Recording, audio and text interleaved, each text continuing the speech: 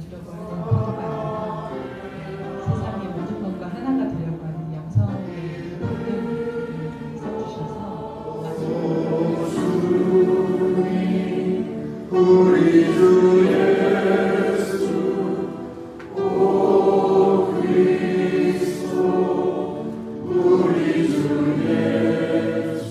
좀 편한 자리에서 더 좋은 분위기에서 모셨어야 되는데 불편한데도 불구하고 이렇게 많이 와주셔서 감사합니다.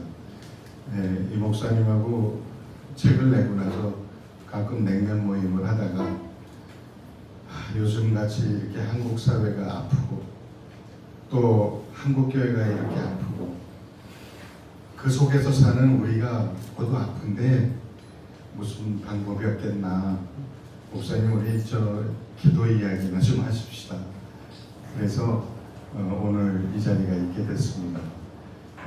존경하는 박경조 주교님, 김기성 목사님 그 자리를 빛내주시기 위해서 이렇게 오셨는데 아무쪼록 좋은 시간 되시고 이 시간이 우리 생활의 활력소가 되기를 진심으로 바랍니다. 감사합니다. 감사드립니다. 아직도 더위가 다 가지 않은 이 계절에 우리로 하여금 특별히 이민재 목사와 함께하는 예수 기도 이야기 독특한 시간을 보일 수 있도록 도와주시는 데 감사드립니다.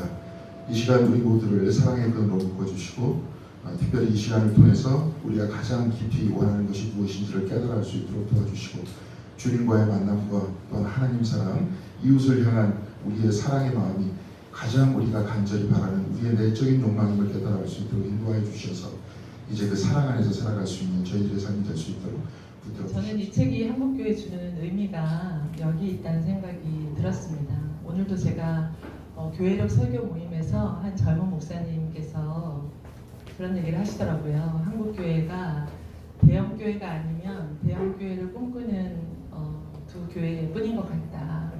경쟁이 아니라 평화의 길을 가는 목회의 길이 없을까 이런 얘기를 하셨는데요.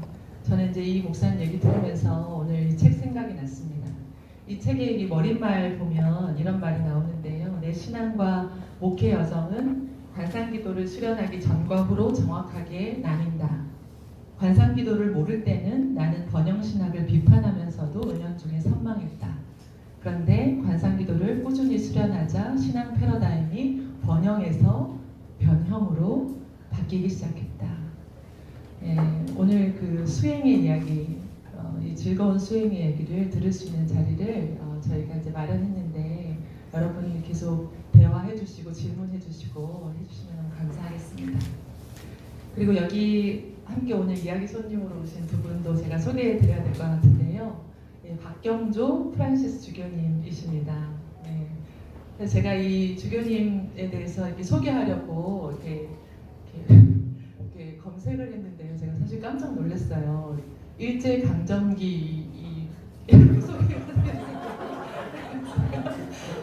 제가 저와 다른 세기를 사신 제가 주교님을 이렇게 뵈면서 마음이 굉장히 떨리더라고요.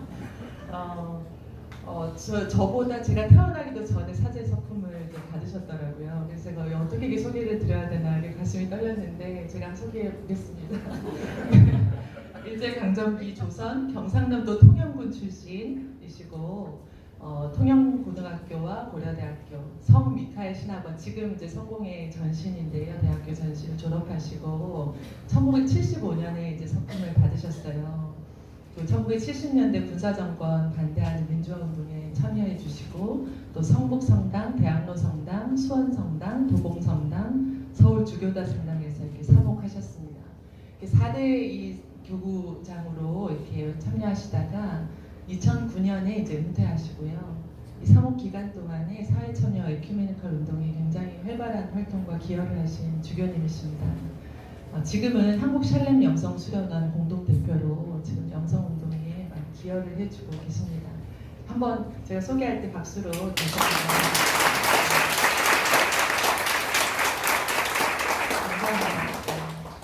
김기성 목사님 여기 계시는데요. 제가 처음 오늘 뵀는데 사실 좀 너무 뵙고 싶은 목사님이셨습니다. 문학적인 깊이, 삶의 열정 이런 것들을 이제 구비한 목회자, 문학평론가이시고 이 교회에게 교리적인 이 산문의 언어가 아니라 시적 언어로 이제 좋은 설교를 저희에게 계속 들려주고 계시는 목사님이시고요. 저도 신대원 시절부터 목사님 설교 배우려고 이렇게 따라 쓰고 했었던 기억이 납니다. 목사님 글과 설교에는 가난한 사람들에 대한 또 소외된 사람들, 병든 사람들에 대한 시선과 통찰력이 있고 이 타인과 어깨를 견주려고 하는 태도가 아니라 세상의 모든 것과 하나가 되려고 하는 영성이 이제 담겨 있는 글들을 많이 써주셔서 많은 분들이 목사님 설교와 글을 보면서 자기 삶을 돌아보고 있습니다. 감리교 신학대학교 대학원 졸업하시고 지금 청파교회 이제 담임 목사로 1997년부터 사역하시다가 얼마 전에 이제 은퇴하셨어요. 지으신 책들이 굉장히 많은데 가시는 길을 따라 나서다 길은 사람에게를 향한다 이런 흔들리며 걷는 길, 기자와 목사 두 바보 이야기 이런 다수의 책들을 이제 저술하셨습니다. 오늘 이 세 분과 함께 제가 이 책과 관련한 기도의 얘기를 이제 나누게 될 텐데요. 저는 이제 광나루에 있는 저는 감리교 목사는 아닙니다. 저는 통합교단에 있는 광나루에 소재한 그 산돌교회라고 하는 도심 속 수도 공동체를 저희가 꿈꾸면서 저희 목회를 13년째 저도 하고 있는데요. 기독교 영성을 소개하고 또 기독교 영성을 예술 중심의 사회적 활동을 통해서 나누는 플랫폼을 제가 운영을 하고 있어요. 근데 이민재 목사님이 저를 길벗이라고 불러주셔서 제가 이 친구의 부름에 낯가림을 무릅쓰고 여기 국강에 달려왔습니다. 세 분의 소개를 제가 좀 길게 소개해드렸는데요. 이제부터 저희가 북토크를 진행해 보도록 하겠습니다. 네. 우선 제가 세 분의 관계가 좀 궁금한데요. 어떻게 서로 알고 계시는지 간략하게 좀 먼저 말씀해 주시면 좋겠습니다. 관계요. 우선 김기석 목사 이런 자리에서 문자를 붙여야 되나요? 그냥 기서가 그러던 관계입니다. 네, 우리 신학교 동기고요. 동기 중에서도 요즘 표현으로 하면 찐 동기입니다. 아주 그냥 같이 많이 다녔고 그랬습니다. 그래서 아무튼 김기석 목사는 벌써 몇 년 정도가 되는가? 지금 저희가 77학번이거든요. 계산도 잘 안 되네요. 지금 아무튼 몇십 년 전에 만난 신학교 동기요. 또 같이 목회 여정을 걸어온 친구입니다. 그리고 이 박경조 주교님은 참 여러분 뵙기에도 참 이렇게 뭔가 아우라 같은 게 있지 않습니까? 네, 형님 같기도 하고 스승님 같기도 하고 또 친구 같기도 하고 친구도 해주시고 그래요 가끔. 근데 만난 횟수로는 그렇게 오래되지 않았지만 이제 관상기도 여정에서 만난 그야말로 관상의 길번, 관상의 스승이라고 볼 수가 있죠. 근데 아마 연배로 치면은 거의 띠동갑 정도 되는데 정말 스스럼 없이 대해주시고 또 그렇게 아껴주시고 그런 게 늘 느껴져서 감사하게 생각하고 또 이런 감리 교단은 아니지만 또 이런 어르신이 계시다는 것이 전 참 마음이 늘 푸근하고 그렇습니다. 그래서 박경조 주교님이 저에게 그런 분이십니다.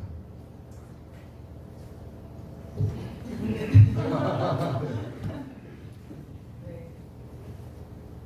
소개를 한 분이 다 이렇게 하시는 거죠? 끝난 거예요? 저 혼자 해요? 그럼 네, 서로들 어떻게 아시는 사이인지 제가 여쭤본 건데. 네, 좀 말씀하세요. 네. 저는 그분은 처음.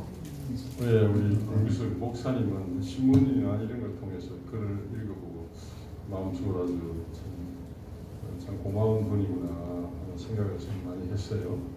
많이 했고 저 나름대로 이제 제가 학번이 63학번이고요. 올해 44년생인데 여기서 아마 제가 제일 연장이 아닐까 싶은데 제가 우리 김민재 목사님은 샬렘이라고 하는 관상기도 운동을 하고 있는 예. 아 이민재 목사님. 김민재는 축구 선수로 됐어요. 김민재는 돈을 제일 많이 받고. 예, 민재를 좋아해가지고. 예, 그래서 이 책을 논문도 제가 달라고 해서 논문 향신기도에 관한 논문 렉시오 디비나와 향신기도를 함께하는 그런 작은 논문도 있고 그래서 그것 좀 달라고 해요. 카르트도 좀 번역으로 달라고 그러고 그래서 이분이 그 번역한 책들을 보고 이래서 제가 굉장히 깜짝 놀랐습니다. 왜냐하면 초창기에 제가 2002년부터 향신기도를 시작했으니까 올해로 치면 뭐 상당히 오랜 동안 지내왔는데 저는 그때만 하더라도 이런 기도를 하는 분이 거의 없다고 생각하고 혼자서 그냥 몇 사람 우리 후배 신부님 한 분 와 계시는데 몇 분들하고 같이 우리끼리 했는데 알고 보니까 이분이 깊이 있게 신학적으로나 실제로 수행 과정이나 이런 게 더 훨씬 깊고 깨달음이 깊은 그런 분을 제가 발견을 했어요. 그래서 야 이거 이런 분이 있구나 해서 깜짝 놀랐습니다. 그래서 그 교회 가서 뭐 되지도 않는 설교한다고 하면 초청받아서 저 어디 휴가 갔을 때 저보고 좀 땜빵해달라고 그런 적이 있습니다. 그래서 알게 됐고 마음으로 굉장히 제가 존경하고요. 참 이런 분도 계시는구나 하고 마음으로 좀 사랑하는 그런 마음이 가는 그런 분 중에 하나입니다. 앞으로 제가 사실 오늘 이제 이 자리에 온 것도 우리 김민재 목사님을 생각해서 왔는데 제가 온 이유 무슨 제가 이 나이에 무슨 특별한 얘기를 하겠습니까? 근데 한 20년 이상을 관상기도라고 하는 걸 제가 해보니까 이렇게 되더라. 그런 거는 얘기할 수 있지 않을까? 네, 그렇죠. 저는 신학적으로 뭐 이론을 얘기하려고 온 게 아니고, 내가 그렇게 수행을 실제로 해보니까, 내가 이렇게 내 삶이 변하더라 하는 걸 한 번쯤은 얘기해보는 것도 괜찮겠다. 그래서 사실 왔습니다. 그래서 이렇게 만나게 된 걸 정말 고맙게 저는 생각하고, 앞으로 기대가 큽니다. 네, 이렇게 서로 계속 김민재 목사님 이렇게 하시는 거 아주 예, 김경수 교수님. 김민재 목사는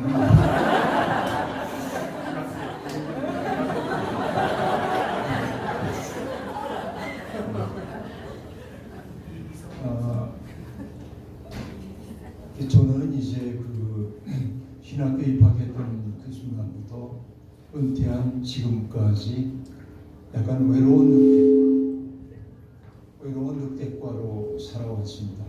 그러니까 어디 소속하지도 않고 또 긴밀하게 사람들을 사귀지도 못하고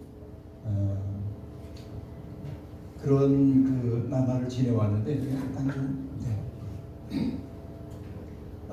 늘 마음속에 정한치의 내 친구 민재가 있지. 그러니까 그냥 자주 만나지 않더라도 정한치의 민재가 있어. 이게 이제 제 인생길에서 굉장히 중요한 사실이었습니다. 사실 이제 이민재 목사하고 저는 신학교 입학 시험을 보던 날 둘 다 이제 우린 조금 늦게 들어갔기 때문에 더벅머리 했었고요. 영어 시험이었나? 제일 먼저 답을 쓰고 나와가지고 둘이 약속하고 차 한잔 하러 가지. 그래서 일신다방에 가서 차 한잔 마시는 곳으로 우리의 우정의 역사가 시작됐고 그 순간부터 오늘까지 변함없이 걸어왔고 또 둘이 걸어온 그 영성의 여정은 조금 다른 경로를 거쳐왔습니다. 그러나 고맙게 생각하는 것은 둘이 조금 방향의 다른 길을 걸어왔지만 이만큼 돼가지고 당도한 세 개가 매우 유사하구나. 색깔은 좀 다르지만 유사하구나 하는 그 안심이 되는 마음이 세 개 있고, 그리고 이제 언제나 우리가 농담처럼 했던 얘기가 있는데요. 교수님들이 그 테니스장에서 테니스 치는 모습을 보면 우리 둘이 그렇습니다.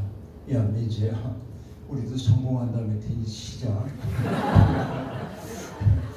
그때 성공이라고 하는 게 뭘 의미했는지는 우리 둘 다 전혀 얘기한 바가 없습니다. 또 완전히 농담이었기 때문에. 그러나 어쨌든 그런 마음으로 지내왔고, 수십 년이 지나가도 변질되지 않는 사람이 있다는 것, 이게 이제 제게 굉장히 든든한 힘이 되었고, 되게 고맙고 그런 친구입니다.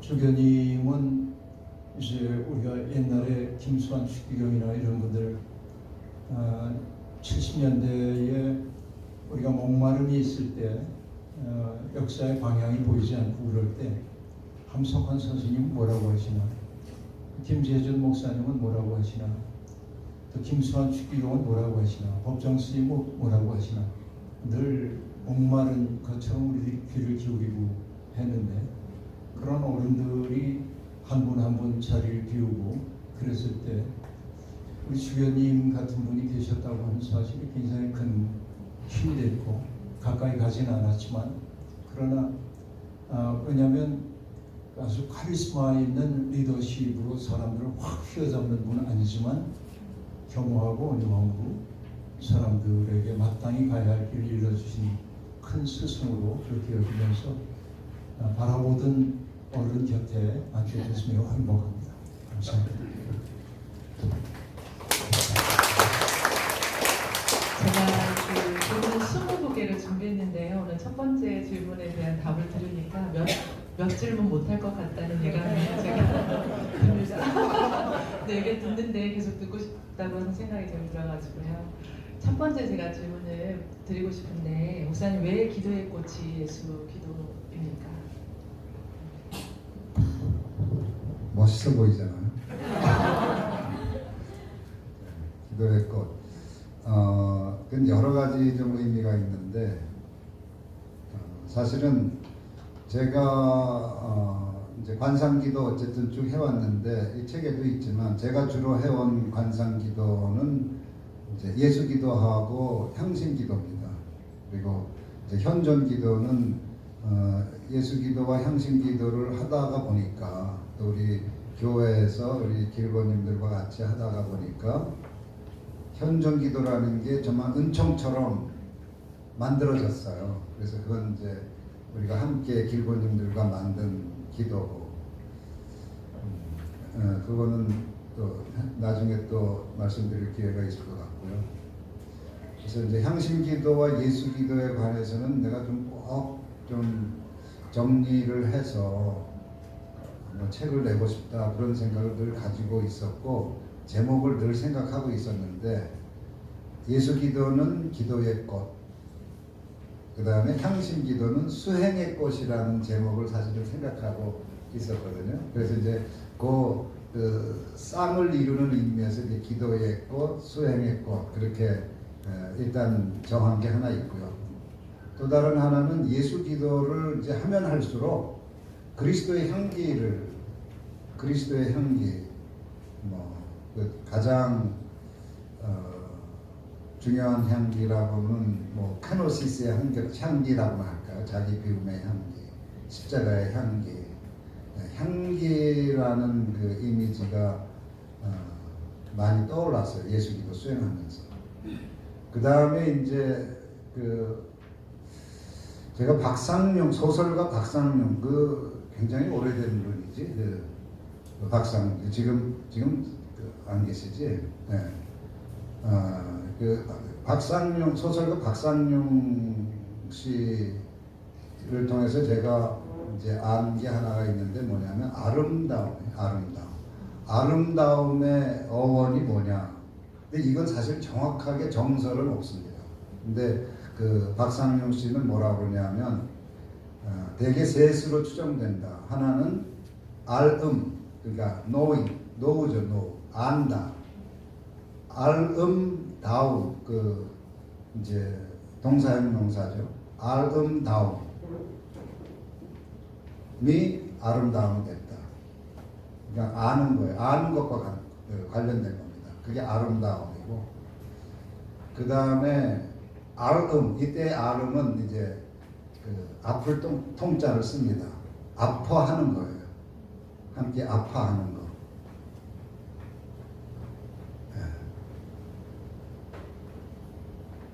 그게 나중에 아름다움이 됐다. 그리고 세 번째는 안음다움. 않는 거죠. 이제 그것이 나중에 아름다움이 됐다.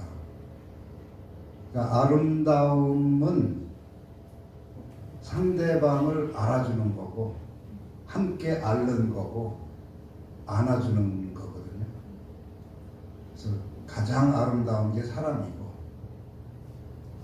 그것의 완벽한 화신이 예수님이고, 그래서 이 예수님을 가장 친밀하게 만나게 하는 수행이 예수기도. 예수기도가 참 아름다운 기도다. 그래서 기도의 꽃이다. 얘기가 좀 됩니까? 아무튼 그래서 기도의 꽃이라는 이름을 그렇게 아무튼 두루두루 아무튼 그러니까 좋다는 의미입니다. 그 책을 보니까 그 1990년에 그 카리스마타 수도의 그 박효선 목사님 통해서 예수기도를 처음 소개받으셨더라고요. 그 이후에 이제 예수기도 수행을 계속 하셨다고 이제 나와 있는데 기도 수행 중에 경험을 좀 나눠주시면 좋겠는데요. 특별히 좀 이게 질문이 있었어요. 그 현존기도, 예수기도, 향신기도 이 방법이 예수기도와 어떤 부분이 같고 좀 다른지, 그리고 어떻게 좀 수행하셨는지 좀 얘기해 주시면 좋겠습니다. 질문이 굉장히 복합적인 질문이어서 우선 그 예수기도 그 수행을 이제 말씀을 드리면 말씀하신 대로 1900년대 초반에 그 박효석 목사님이라고 계시거든요. 그 부산 괴정교회를 담임하셨고 감리교회 목사님이세요.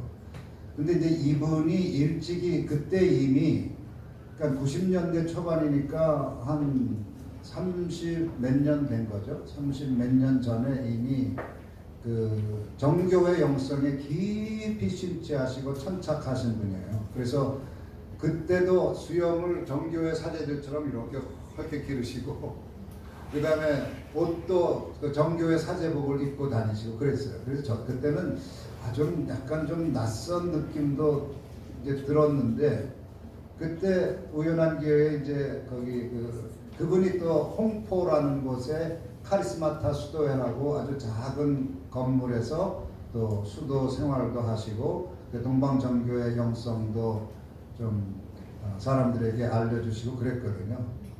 근데 그분을 뵀는데 그때 뭐 대화라든지 이런 건 생각이 안 나고 저는 이제 영성에 관심이 있다는 말씀을 드린 것 같고 근데 아무튼 확실한 건 그분이 예수기도를 처음 소개를 해주셨어요. 근데 예수기도 여러분들 아시겠지만 아까도 주 예수 그리스도 하나님의 아들이시여 이 죄인을 불쌍히 여기소서 아주 간단하잖아요. 처음에 이런 기도도 다 있어? 이제 그때만 하더라도 아는 게 그냥 주요 삼창에 이어지는 통성기도밖에 아는 게 없었으니까 이런 기도도 다 있네. 그래서 아주 굉장히 낯설면서도 아주 묘한 매력이 있었어요. 그런데 그 이후에 그 혼자 하려니까 별로 이렇게 지속되지 못했죠. 근데 이제 나중에 그게 이제 90년대 초반, 2000년대 초반, 아까 주교님이 2002년도부터 하셨는데 저도 꼭 2002년도에 향신기도를 시작했습니다. 네. 그래서 아무튼 그때 이제 여러 가지 그 목회적인 위기 상황과 또 개인적인 삶의 여러 가지 그야말로 이제 시편 23편에 나오는 사망의 음침한 골짜기 경험을 하면서 굉장히 무기력했었는데 그때 저를 다시 회복시킨 기도가 향신기도였거든요. 그래서 이제 향신기도는 저를 회복시키는 기도이기 때문에 포기할 수가 없었고 그건 매일 수행을 했어요. 그래서 향신기도를 계속 수행하면서 이제 관상기도를 이제 배워나가고 알아가고 그랬는데 그러다 보니까 예수기도가 다시 생각이 나고 예수기도가 그냥 저절로 되는 거죠. 저절로 된다기보다 그 맛을 알게 되는 거예요. 그래서 제일 먼저 소개받은 것은 예수기도였지만 그것을 이제 제대로 수행하게 된 것은 향신기도를 몇 년 하다가 보니까 예수기도도 결국은 이 형태는 다르지만 그 깊이 들어가면 다 같거든요. 그 원리가.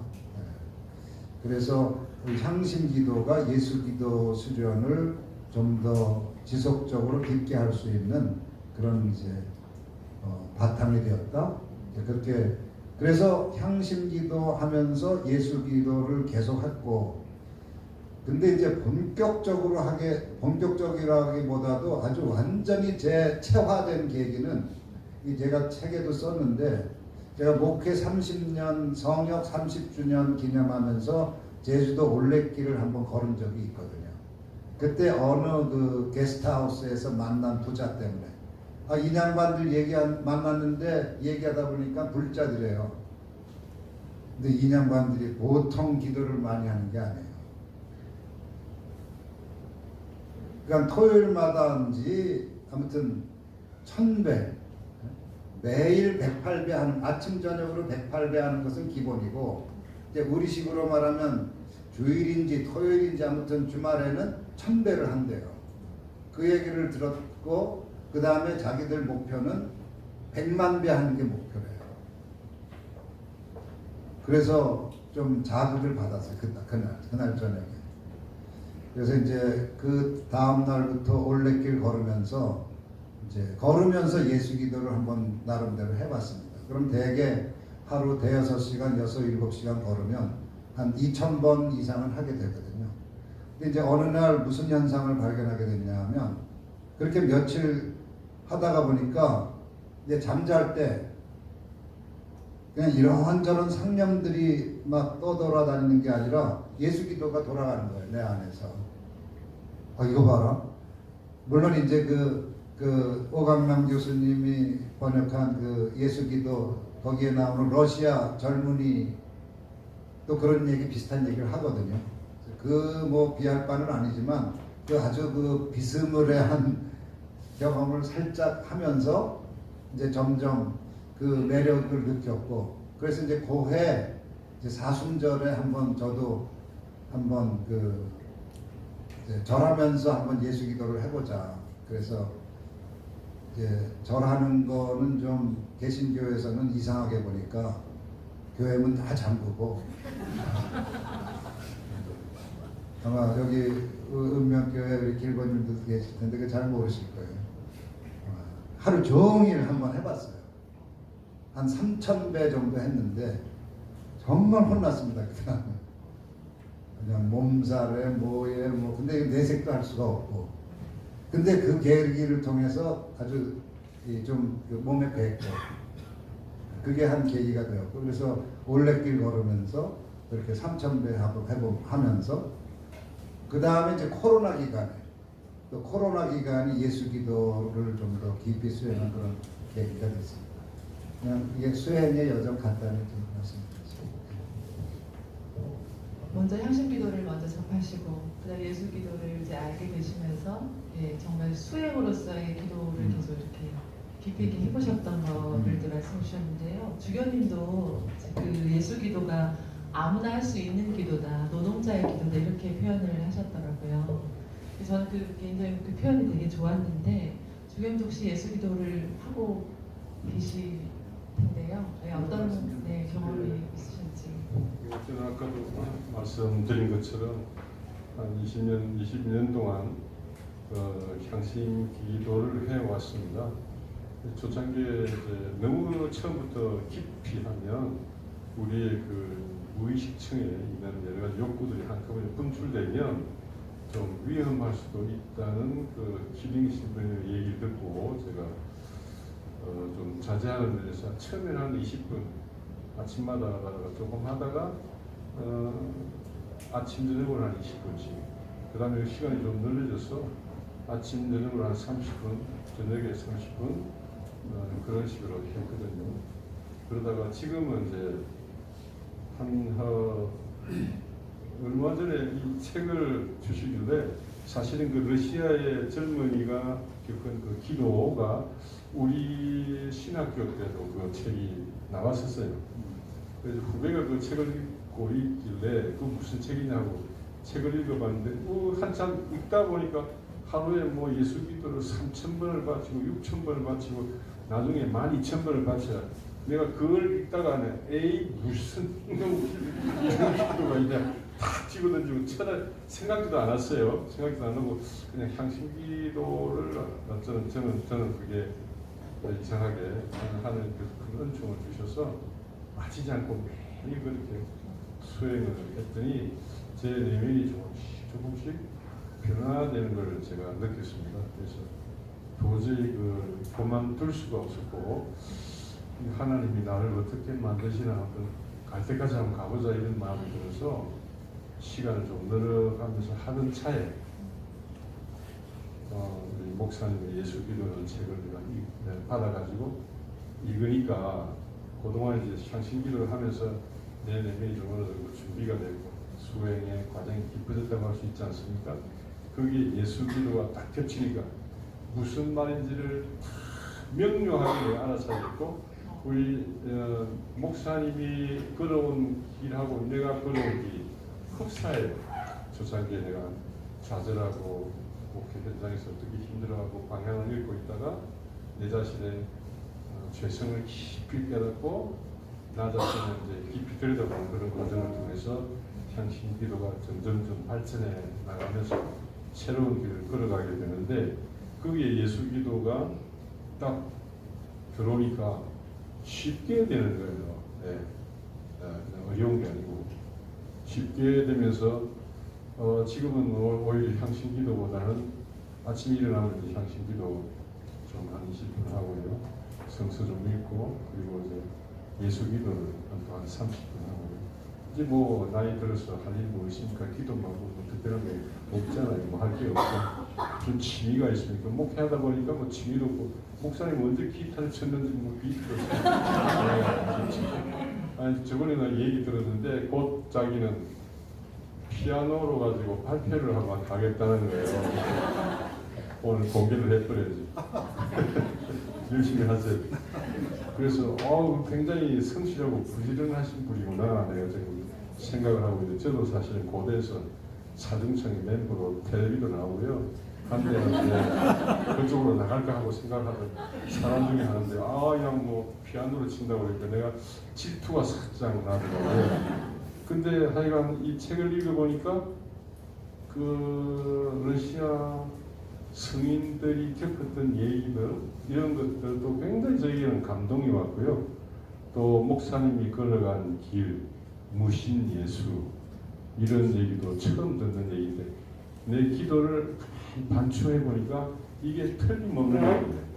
무신 예수라는 말이 무슨 말인지를 금방 내가 알겠고 이해가 쉽게 되고 참자의 원형이 예수 그리스도시다 하는 얘기도 이분이 지금 무슨 말을 하는지가 읽어보니까 다 알겠어요. 그래서 내가 오늘 책을 가지고 왔는데 우리 목사님한테 보여드렸어요. 빨간 줄 쳐가면서 아주 정독을 하면서 읽어봤는데 굉장히 저에게 더 깊은 세계로 기도가 지금 인도해 주는 것 같아서 이거 좀 제대로 한번 해봐야겠다 하는 생각이 들어서 요즘 제가 그 사정 사목회라고 성공의 멤버들이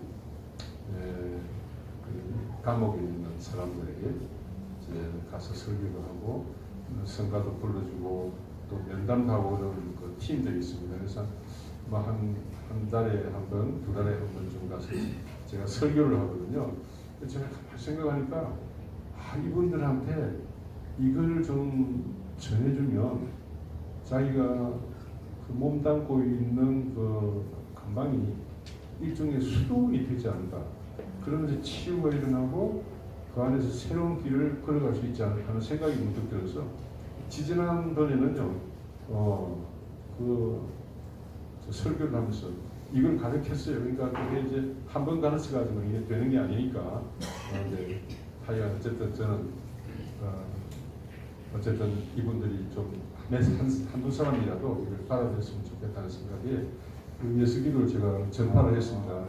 예, 전파를 해서 그런 설교를 제가 했는데요.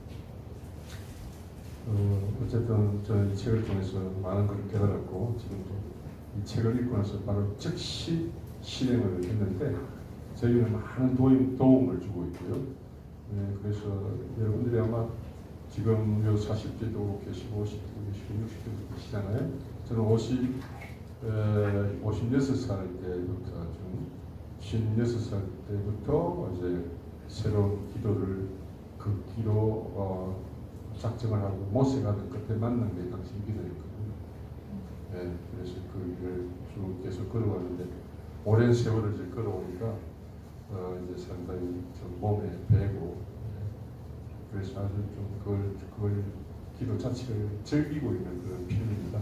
그런 편인데 그런데 예수 기도를 제가 만나가지고 굉장히 저는 도움을 받고 있고 여러분들 한번 해보십시오. 해보시면 굉장히 도움을 받으실 거예요.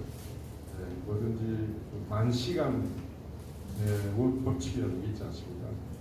제가 시간을 계산해 봤더니 향신 기도가 거의 만시간 가까이 도달했더라고요. 그래서 내 생각에 괜찮네 하고 생각을 하고 있는데 예수 기도가 새로운 도전을 저에게 주는 거죠.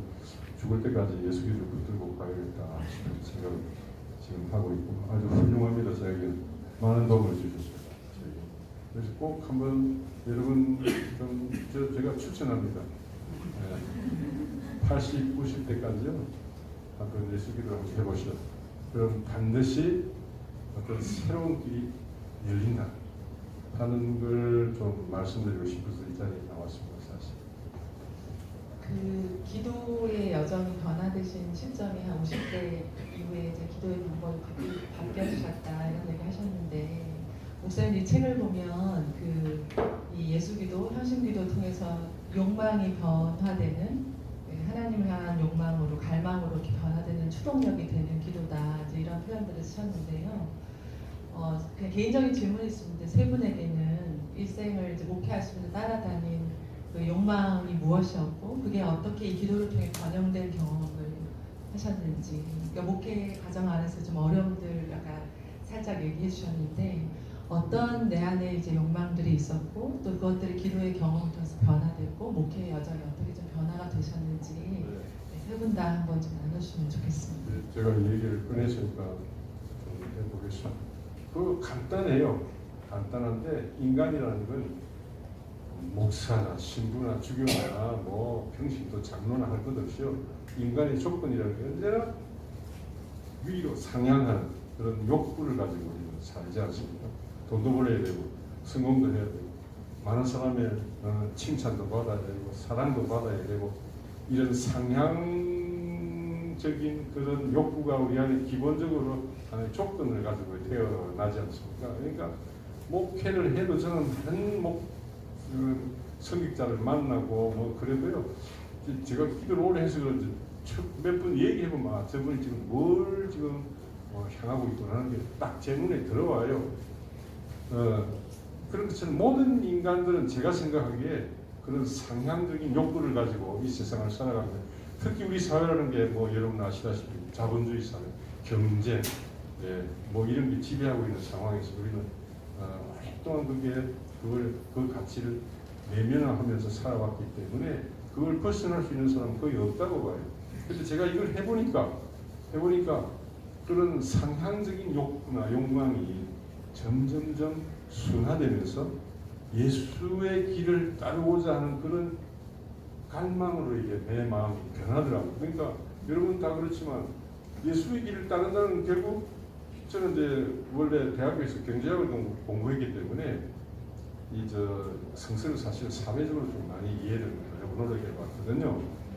네, 그래서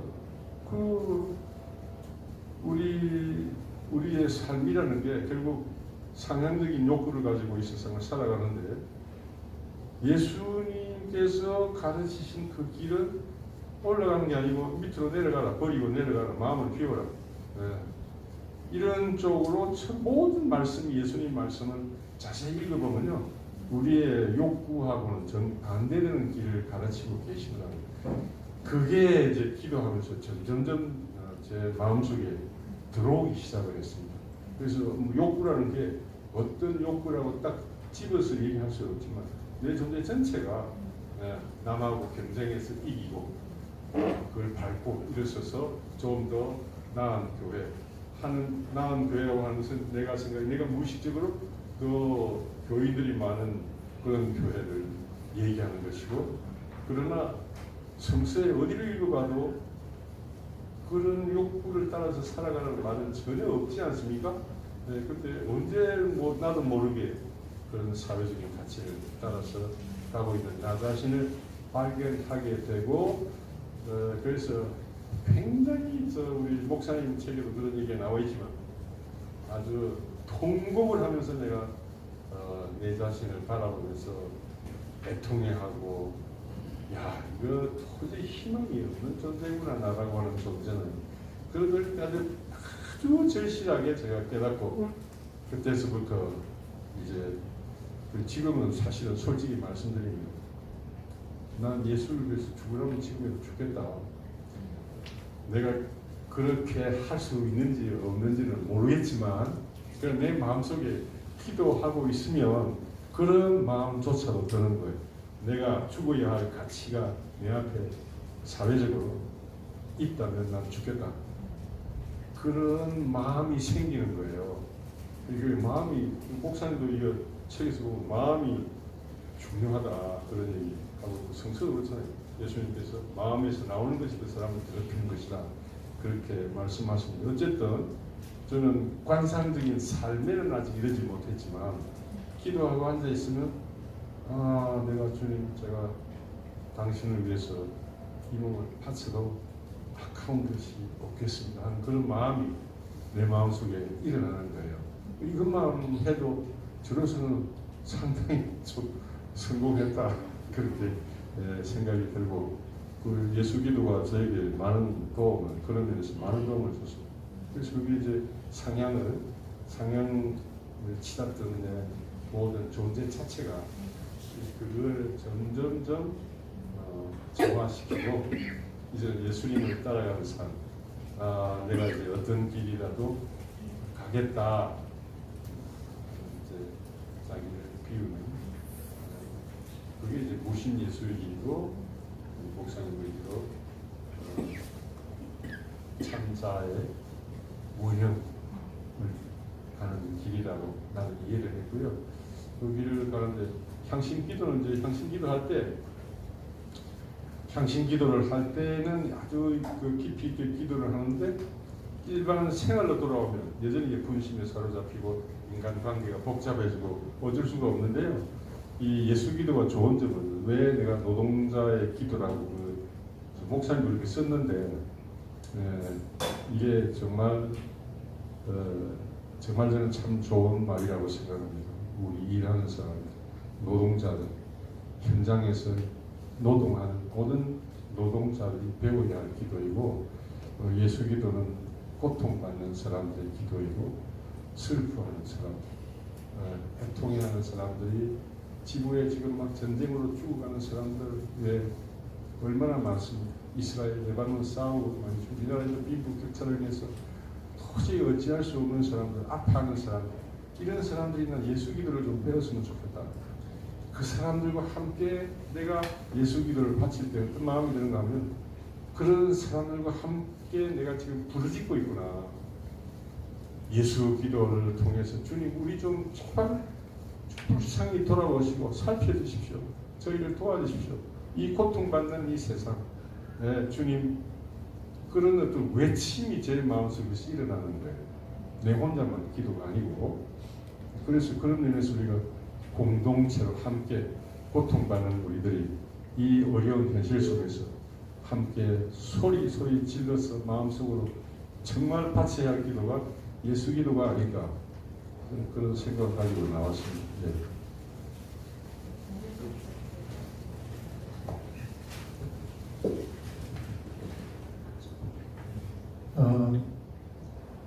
지금부터 꼭 21년 전에 제가 몸이 좋지 않아가지고 병원에 갔다가 제가 질병이 있다는 사실을 처음 발견했습니다. 가장 가까운 친구니까 제 친구에게도 얘기했고, 그때 이제 우리 이민재 목사가 제게 했던 이야기를 저는 늘 고맙게 생각합니다. 야, 우리가 지난 세월 살아오면서 운동도 같이 했고 또 산에도 같이 올라가고 공부도 하고 목욕도 같이 하고 안 한 게 없는데 우리가 안 한 게 있어. 그래, 우리가 함께 기도하지는 않았다. 우리가 같이 성찬을 하지는 않았어. 그러면서 이 목사가 저를 향신 기도로 초대를 했습니다. 그때 우리 이 목사가 향신 기도를 막 시작하고 있는 그런 때인데, 그래서 저는 향신 기도에 총적이고 21년 전 그러면서 제가 이전에 경험하지 못했었던 기도의 세계를 조금씩 맛보기 시작했습니다. 어느 날 월요일 날 제가 몸이 많이 힘들고 그래가지고 자리에 누워 있는데 저 친구가 전화를 했어요. 너 어디니? 그랬더니 지리산을 간대요. 그래서 기다려.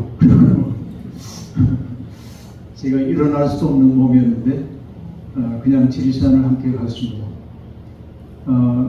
그리고 둘이 1시간쯤 걷다 앉아가지고 산길목에서 한 20분쯤 당신 기도를 같이 바치고 나중에 천왕봉 꼭대기에 올라가서 향신 기도를 하고 이러면서 이 목사가 제게 얘기한 대로 향신 기도라고 하는 것은 우리 속에 가장 깊은 쉼을 준다, 그렇게 얘기했는데 그때 진정한 휴식을 경험을 했던 것 같아요.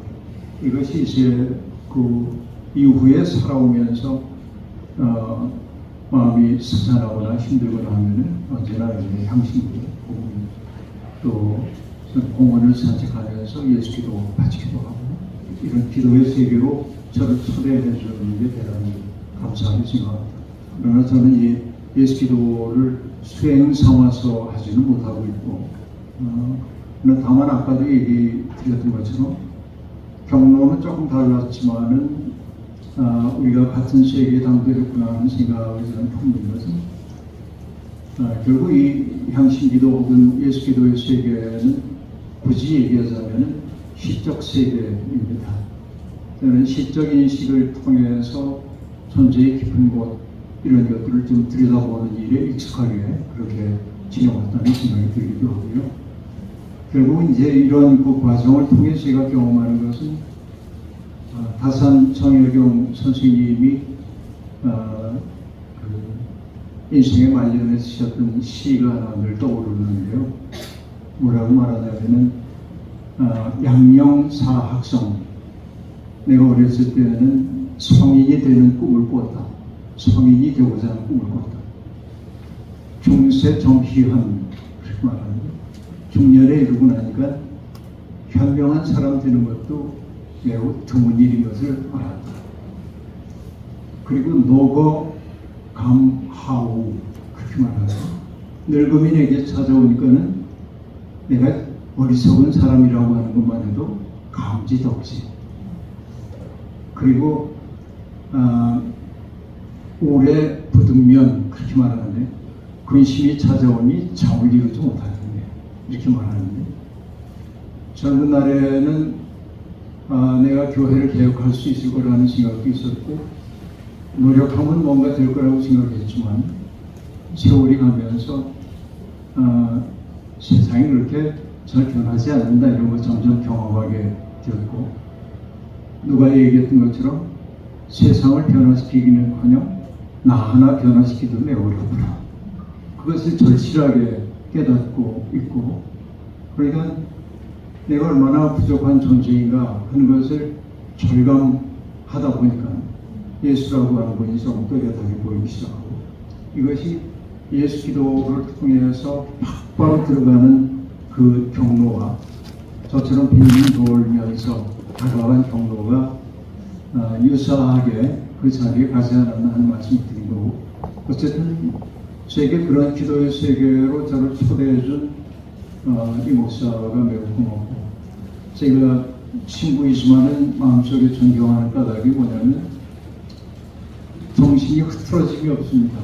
자신이 붙들고 있는 질문, 그 질문에 꼬리를 붙잡고 철저하게 사유하고 근본적 사유가 도달한 지점에서 새롭게 시작하고, 이것이 이민재 목사의 50년 인생이었습니다.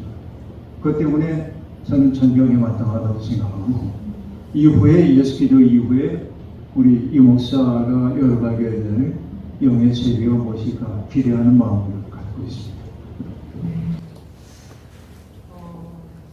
저는 오늘 김기성 목사님 말씀 들으면서 도달하고자 하는 방향 같은데 좀 빙빙 돌아오셨다. 그걸 공감이 많이 돼요. 저는 관상기도하면서 어렵다는 생각을 사실 더 자주 하는데요. 관상기도가 쉽다, 향신기도 쉽다 하시는 분들도 계시겠지만 여전히 참 어렵다 이렇게 하는 얘기들을 종종 듣습니다. 마음을 분산시키지 않고 생각을 다루는 과정이 쉽지가 않은 것 같은데요.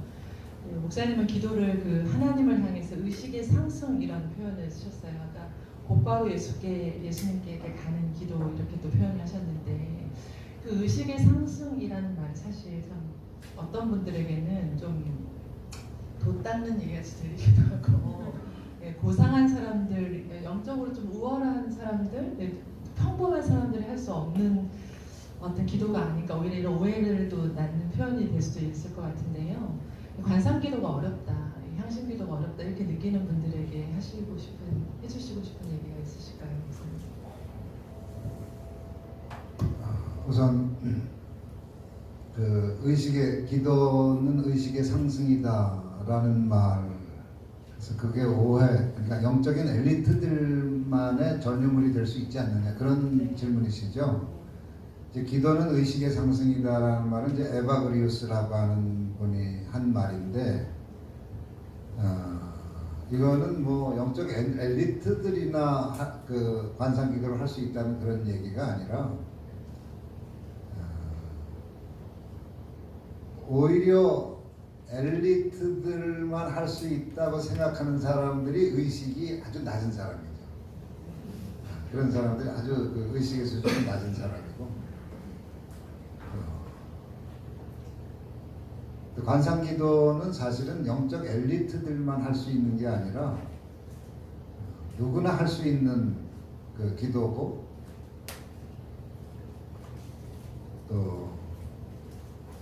또 기도를 하면 할수록 사실 말해서 이제 내 의식이 변하는 걸 느끼는 거거든요. 의식이 변하는 거. 그러니까 변화돼 점점 고양이 된다든지. 그래서 이제 그거를 뭐 되게 의식의 그 수준을 뭐 학자에 따라서 뭐 어떤 사람은 뭐 7단계로 나누기도 하고 8단계, 12단계, 뭐 13단계 뭐 다양하게 이제 나누는데, 이제 크게 나누면 그 의식의 수준은 크게 나누면 3 수준입니다. 아무리 세분하더라도. 여러분 손가락 한번 이렇게 펴보세요. 이런 식으로. 자, 이렇게 보면은 이게 그 방향이 몇 개가 있죠? 자, 이 위가 있죠, 요 위. 네, 그 다음에 위를 향하는 게 있고, 요게 그 수평을 향하는 게 있고, 요 아래 요게 있습니다. 아래. 그러니까 이건 뭐냐 하면은 요 가운데 요게 상식의 차원이에요. 상식. 그 다음에 합리적인 의식의 수준. 그러니까 지금 보통 민주사회에서는 합리적인 의식의 수준에서 모든 것들이 이루어지죠. 점점 더 그 사회가 발전하고 민주화될수록 이 합리적인 의식 수준. 그래서 공정이나 정의나 이런 것도 다 이 수준에서 따지는 거거든요. 물론 지금 오늘날 우리 사회는 지금 이 수준에 간신히 올랐다가 지금 마구마구 요 아래로 내려가는 거예요. 요 아래로. 요 아래가 뭐냐면, 그래서 저는 그 우리 교회로, 그 한국 교회로 치면 합리적인 의식 수준에 아직 도달 못했어요. 한국, 적어도 개신교는. 전 성공회가 좀 여기에 도달한 것 같아요. 한국, 제가 경험한 장로교, 성결교, 감리교, 한국교회는 요 세 개인데, 요 세 개를 뭐라고 저는 요약을 하느냐 하면, 번영신앙의 탐욕, 그러니까 의식의 수준. 그 다음에 요거는 율법신앙의 독선, 요거는 집단적 맹신의 광기. 요게 지금 한국교회예요. 요게. 그러니까 합리적인 의식 수준에 도달한 한국 사회의 일반 상식에서 보면 한국교회가 아주 정말 엉망인 거고 매력을 잃은 거예요. 그래서 교회를 떠나는 겁니다. 그래서 가난한 성도가 계속 많아지는 거죠. 요거는 뭘까요? 바로 요게 이제 초합리적인 의식 수준이죠. 초합리적인 의식 수준. 이게 관상기도를 꾸준히 할 때 이제 그 직관이 깨어나기 시작하죠. 그 여기 이성뿐만 아니라 이성에서 가슴으로 내려가고 그러면서 어떤 감수성이 열리고 그러면서 직관이 깨어나면서 이때부터 영적 의식이 사실은 싹트고 형성되는 겁니다. 그래서 지금 의식의 상승이라고 하는 것은 바로 여기 이 아래서부터 점점 올라오는 것을 의미하는 거거든요. 그래서 이거는 영적 엘리트들만 해야 되는 것이 아니라 지금 제가 한국교회를 예를 들었는데 한국교회 누구나 모두가 지금 이제 해야 되는 거죠. 그래서 그런 의미에서 의식의 상승이라고 표현한 것이지 이것은 엘리트들만 할 수 있는 그런 기도다라는 그 생각을 한다면 정말 오해 중에 오해라고 볼 수가 있습니다. 근데 요 기양에 이제 요거 하나 더 말씀드리면, 근데 겉으로 드러나는 양태를 보면 이 위나 아래나 요 합리적인 의식 수준을 벗어난다는 의미에서는 같아요. 벗어난다는 의미에서. 그래서 유명한 목사님들, 보수 대형 주류교회 목사님들이 뭐라고 그러냐면 믿음은 이성과 관계가 없다고 얘기를 하거든요.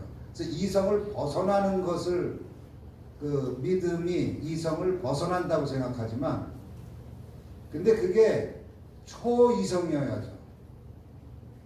사실 기독교적인 가치는 사실은 이 합리적인 의식 수준에서 다 이야기할 수가 없죠. 용서, 얼마나 비합리적인 겁니까? 나한테 죄를 지었으면 그만큼 갚아주는 게 합리적인 거죠. 근데 그걸 용서하래요. 이거 비합리적인 거거든요. 근데 이때의 비합리성은 이 합리성을 초월한다는 의미의 비합리지 이 아래로 몰상식이라는 의미에서 그 비합리는 아닌 거거든요. 근데 한국교회는 오해를 해요. 믿음은 이성을 벗어난 것으로 생각을 하면서 초이성으로, 초합리로 나아가는 게 아니고 오히려 몰이성으로, 몰상식으로. 그렇기 때문에 합리적 의식 수준을 가진 대부분의 동시대인들로부터 이제 손가락질을 당한다.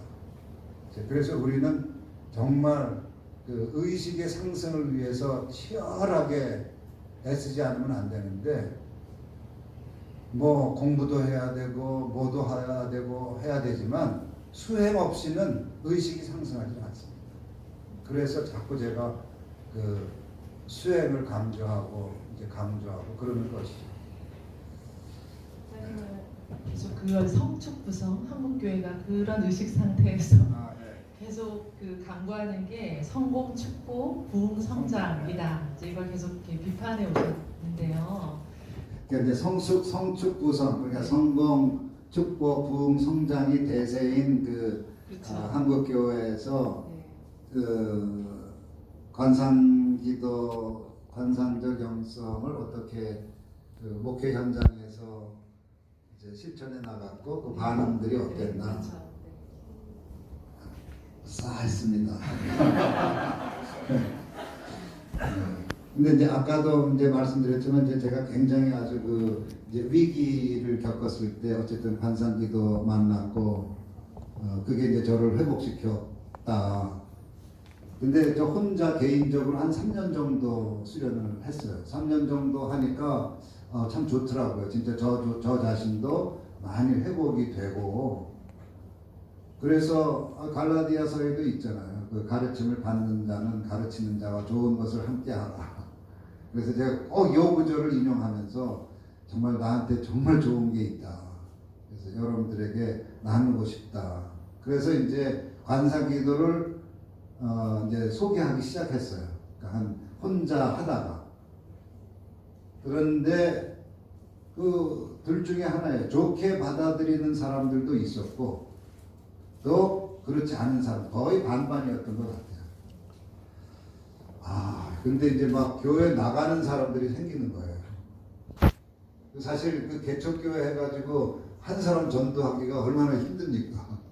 근데 막 그냥 한두 사람 나갈 때도 그냥 가슴이 찢어지는데 막 온 집안이 함께 그냥 때로 나가고 뭐 어떤 집안은 11조 제일 많이 하는 집인데 제가 이렇게 강단에 서서 헌금 내라는 얘기는 정말 한 번도 안 했는데 또 속에는 그건 목회자가 생각을 안 할 수도 없거든요. 동명계 기본님 그렇답니다. 예. 그래서 그 굉장히 여기 지금 저희 집사람도 있지만 사실 저희 집사람도 그때 굉장히 좀 그 매섭게 얘기를 했어요. 남 안 하는 짓 하다가 교인들 다 나가고 집안 분위기도 싸해지고 그래서 이제 그 굉장히 갈등을 맞아 내가 진짜 뭐 이제 엉덩이에 뿌리 난다 이렇게 해놨는 짓 해가지고 지금 낭패를 보는구나. 그래서 그래 말 듣자 이런 생각도 했다가 그러니까 목회 현실을 보면 그만두는 게 낫고 근데 목회 현실로 그만뒀어. 그러면 나는 그럼 내가 그럼 목회를 어떻게 해나가? 내가 살아야 목회를 하는 건데 저를 보면 또 그만둘 수가 없고 근데 어쨌든 오늘 이렇게 앉아있는 거 보니까 후자를 택했나 봅니다. 계속 했죠. 했는데 그렇게 이제 좀 어려운 그 시기들을 좀 지냈는데 근데 또 하나님이 함께하는 그 분들을 계속 보내주시고 만나게 해주시고 그래서 아주 길벗이라는 말을 스스럼 없이 쓰게 됩니다. 그래서 진짜 한 분 한 분 공감해 주시고 함께 길을 걷기 때문에 거기 이제 위로받고 힘을 얻어서 이렇게 왔던 것 같고 숫자로는 많지는 않지만 여기 젊은 목회자들도 계시고 또 신학생들도 있기 때문에 이제 저도 이제 노목사입니다. 노목사. 이제 얼마 안 있으면 은퇴를 할 그런 목사로서 말씀을 드리면 시간이 조금 걸리지만 이제 관상기도 그냥 그게 사실은 기독교적 기도라고 보면 됩니다. 관상기도 뭐 이렇게 복잡하게 생각할 건 없고 기독교적인 기도라고 생각하고 그것을 완전히 내 기도로 하고 그것을 목회의 기초로 삼으면 여러분 말년이 좋습니다. 감사합니다. 저희가 좀 깊이 있는 얘기들 다 들었는데요. 혹시 현장에서도 이렇게 질문하실 내용들 생각나시면 손을 들어서 표현해 주셔도 좋겠습니다. 네, 제가 먼저 그 질문 받은 것들 두 개 정도만 얘기 대신 제가 전달해 드리겠는데요. 목사님 너무 화가 날 때는 침묵이 잘 안 됩니다. 침묵을 잘할 수 있는 비법 좀 알려주세요. 이런 질문이 있었고요. 또 비슷한 질문이 나머지는 다 좋은 소감이신데요. 비슷한 좀 질문인 것 같아요. 아까 했던 질문과 비슷한데 저는 일생 소위 보수적인 교단에서 신앙생활을 했고 그래서 관상기도 목회를 오랫동안 해오신 담임 목사님으로서 이 관상기도라고 하는 용어를 재정립해야 될 필요성에 대해서 어떻게 생각하시나요? 관상기도가 한국 개신교 교단이나 신학자들에게 거부되고 있는 것은 교단 신학의 문제일까요? 개인의 이슈일까요? 네, 이런 질문이 있었거든요. 네, 관상기도를 적극적으로 한국 기독교인에 알리기 위해서 어떤 방법이 있을지 고민하는 마음에서 드리는 질문이라고 해주셨어요. 혹시 대답해 주실 수 있을까요? 아까 화가 날 때 침묵이 잘 안 됩니다. 그거는 김 목사님이나 주교님이 말씀해 주시고요. 그다음에 이거 지금 마지막 두 번째 질문이 이제 관상기도가 한국교회 상황에서 뭐 잘 받아들이지 않는다고 그랬는데 저도 그 이제 관상기도 하면서 고민이 그거였어요. 이 관상이라는 말을 쓰느냐 안 쓰느냐, 이 단어를 쓸까 말까. 그래서 처음에는 관상기도 이게 너무 낯설잖아요. 그래서 뭐 관상 보면 벌써 관상 보는 거 떠오르고 사람 얼굴 관상 보는 게 떠오르고 또 그런 걸로 놀리기도 하고 그래요. 그리고 제가 관상기도 한다 그러면은 그 어떤 분들은 그럼 내 관상도 좀 봐줘. 에이. 그리고 제가 관상기도 하니까 이제 참죠. 그래서 고민을 많이 했는데 침묵기도 뭐 무슨 조용한 기도, 깊은 기도 그렇게 여러 가지 하는 그 다 꼼수 같더라고요. 그리고 이제 뭐 일부에서 관상이라는 말, 관상기도라는 말을 그 거부감을 갖고 사용하지 않고 그렇긴 하지만 오히려 영적 지형, 그 영성 지형에서는 관상이라는 말이 오히려 더 일반적으로 사용이 되죠. 다만 한국 개신교 보수적인 신앙의 관점에서 그것이 낯선 용어죠. 그래서 고민하다가 그냥 썼습니다. 그랬더니 오히려 그것이 더 이제 쓰면은 사실은 점점 익숙해지게 마련이고요. 그리고 그것이 다른 그 관상기도를 하는 뭐 성공회든 카톨릭이든 개신교 일부 여러 어떤 목회자들이나 그런 분들이랑 이게 연대할 수 있는 그게 되죠. 근데 그거를 이상하게 다른 말로 표현을 하면 그게 참 애매해지거든요. 그래서 그냥 쓰시라. 네, 관상이라는 말 그냥 어차피 지금 그게 계속 사용되고 있거든요. 그래서 조금 처음에 힘들더라도 그냥 쓰셨으면 좋겠고요. 네, 그렇습니다. 일단 그 말씀드리겠습니다. 화날 때 그것도 좀 간단하다고 생각합니다.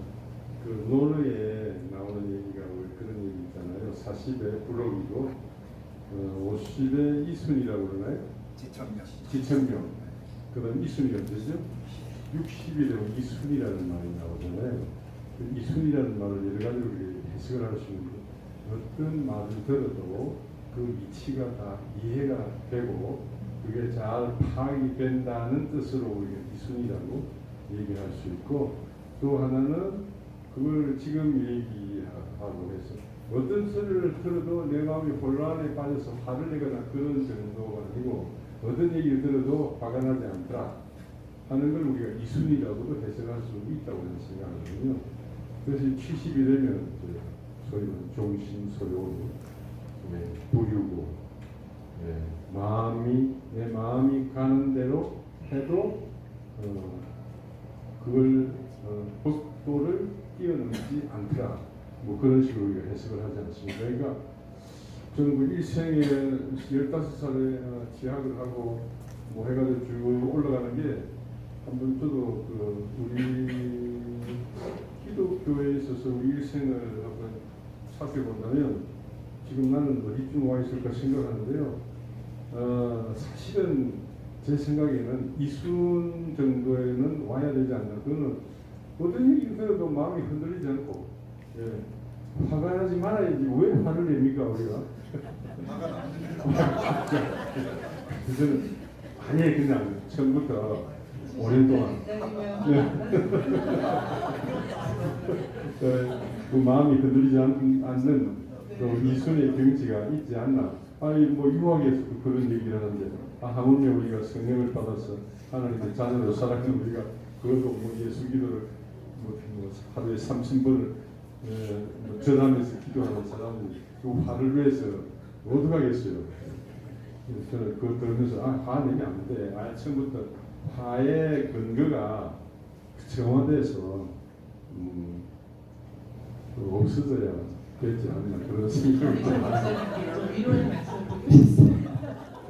짧은 질문을 잠깐 드려보면 네. 저희와 저와 비교가 안 되는 공장님도 예. 80이 돼서야 종심을 말씀하셨고 예. 그러면 저는 아직 80도 안 됐고요.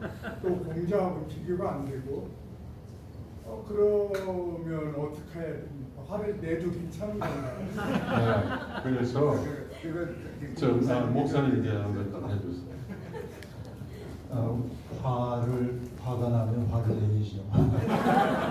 그래서는 병이 납니다. 근데 이제 저는 좀 화를 잘 안 냅니다. 왜냐하면 젊은 시절부터 이제 저를 사로잡고 있었던 것은 약간의 허무의식 같은 것들이 좀 있었습니다. 그러니까 20대 내내 그 허무의식이라고 하는 게 떨쳐버리기가 굉장히 어려워서 그것 때문에 고심을 많이 했죠. 근데 30대 중반에 이르렀던 어느 날 문득 내가 허무의식을 갖고 있지 않냐 그런 생각이 들었어요. 내 스스로에게 질문을 했습니다. 내가 허무를 극복한 건가? 그렇지 않았어요. 허무하고 친해졌을 뿐입니다. 예. 근데 이제 그게 제 인생에서는 굉장히 큰 선물이었다는 생각이 들어요. 왜냐하면 덜 집착하게 되기 때문에 그랬습니다. 그러다 보니까는 어떤 사태나 사물이나 사람들이 제 마음을 뒤흔들어 놓을 때도 있는 게 사실인데 저는 이제 화가 이렇게 올라오는 제 마음이 빨리 살펴졌어요. 내가 화를 내고 있구나. 지금 화가 나고 있네. 이것들 이제 살피기 시작했고 그러다 보니까 결국 이제 나로 하여금 화를 나게 하는 그 사람들이 꼭 의롭기 때문이 아니라는 것을 사실을 알게 됐어요. 자기 속에 있는 그림자가 짙은 사람일수록 다른 사람들에게 가혹하게 나오죠. 그래서 나의 외부에 있는 그런 사람들이 저를 힘들게 할 때마다 상처가 많은 사람이구나. 그 생각이 제게는 들고 그러니까 조금은 여유를 가지고 대할 수 있게 되고 막바로 화를 내지 않고 그냥 한뜸 들여가지고 좀 반응하는 연습이 좀 됐거든요. 그게 좋은 것도 있고 나쁜 것도 있습니다. 속병이 잘못하면 생길 수도 있다. 그래서 이제 저는 적절하게 화를 낼 줄 아는 건 좋은데 자기가 화에게 사로잡히지 않도록 자기 살핌, 메타인지의 능력을 우리가 늘 만들어가야 한다는 생각을 하고 있습니다. 지금 김 목사님이 하는 그 말씀 아주 동감하고요. 약간 근데 쭉 말씀하시다가 근데 위험이 있다, 속병이 들 가능성이 있다 그러셨잖아요. 들으셨습니까? 네. 바로 그 대목에서 관상기도를 해요. 그 대목에서. 그래서 왜냐하면 관상기도라는 게 이치가 뭐냐면 계속 비우는 기도거든요. 근데 이 관상기도를 안 할 때는 그냥 자기 혼자 자기 감정에 겨워가지고 막 씩씩대는 거예요. 화나요. 근데 화를 내더라도 여러분 저도 처음에 화나면 화내야죠. 이거 그냥 웃자고 하는 얘기가 아니라 실제로 그렇습니다. 전혀 화를 안 내면 진짜 이 속이 썩어요. 근데 화를 내더라도 하나님 앞에서 화를 내라. 근데 저는 그런 좀 역설적인 표현이지만 죄도 하나님 앞에서 죄를 져라. 그러니까 하나님 앞에서 화를 내는 게 그게 관상기도예요. 그래서 그냥 막 조용히 침묵 속에 있으면 온갖 그냥 감정이 막 올라오거든요. 그래서 이 속에서 막 그냥 복수 혈전이 마구 일어나요. 이 속에서. 그래서 토마스 키팅은 그런 거를 절대 부정하지 말아라, 외면하지 말아라, 회피하지 말아라, 억압하지 말아라. 이게 다 방어 기제라는 거거든요. 그러지 말고 있는 그대로 바라보면서 잠시 그 감정에 머무르라고 해요. 단순히 화를 낸다는 게 소리를 질러야만 되는 게 아니거든요. 그 감정을 존중하는 겁니다. 존중해 주는 거예요. 존중해주면 걔네들이 이해를 해주고 힘이 점점 약해져요. 그리고 나는 이제 하나님으로 돌아가죠. 그러면 속병이 안 걸립니다. 네. 저에게도 네.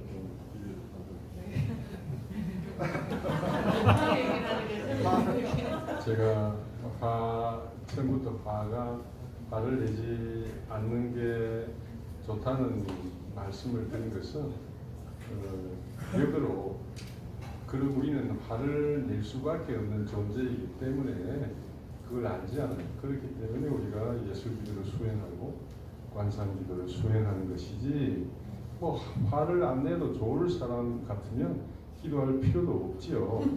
역으로 제가 말씀드린 거니까 좀 이해해 주시고 제가 저 후배 신부님이 한 분 앉아 계시는데 제가 후배 신부님들한테서 들은 가장 좋은 얘기는 어떤 분이 시골 가서 농촌 목회를 한 5년쯤 하고 났더니 저에게 어느 날 이런 얘기를 하는 거예요. 이 주변인 한 5년 동안 시골에 가서 농사 짓는 분들하고 목회를 한 5년 했더니 이분들이 그냥 성실하게 살고 그냥 교회를 그냥 열심히 나오고 신부가 성직자가 하자는 대로 따라하고 그래서 제가 보기에는요 성인이 따로 있는 게 아니더라고요.